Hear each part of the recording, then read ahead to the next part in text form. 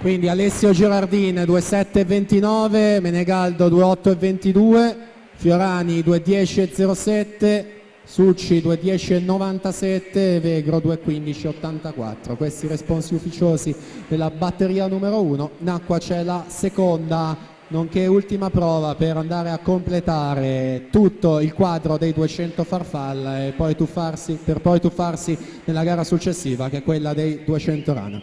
Dunque Mattia Zuin in acqua per il Nottoli Nuoto 74, nonché gruppo sportivo delle Fiamme Oro Polizia di Stato. Mattia Zuin abbiamo trovato, ha fatto il suo esordio in precedenza nei 50 stile libero, nuota ora ai 200 farfalla e poi sarà in chiusura anche nella gara preferita dei 200 stile libero.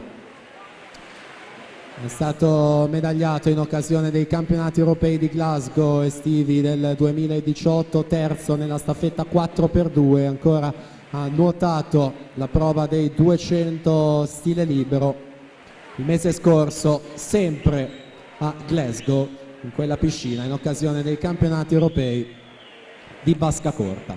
58,20 ai 100 metri, su Valerio 60,27, quindi Vendrame 60,32. Zuin è specialista dei 200 stile libero su tutte, dopodiché 400 stile libero e anche questa prova dei 200 farfalla che tanto ha nuotato nella carriera giovanile, categorie ragazzi e junior, per vincere titoli ai criteri e categoria ultima vasca, quindi tutto sotto controllo per quanto riguarda l'ingresso nella finale pomeridiana. Zuin 4, Valerio in 3, Vendrame alla 5.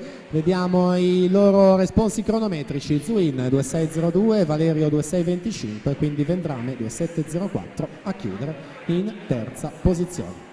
Completati quindi questi 200 farfalla, voltiamo pagina. 100 rana ragazze, batteria 1, Breda 3, Cavoto 4, Anese 5, Curtol 6.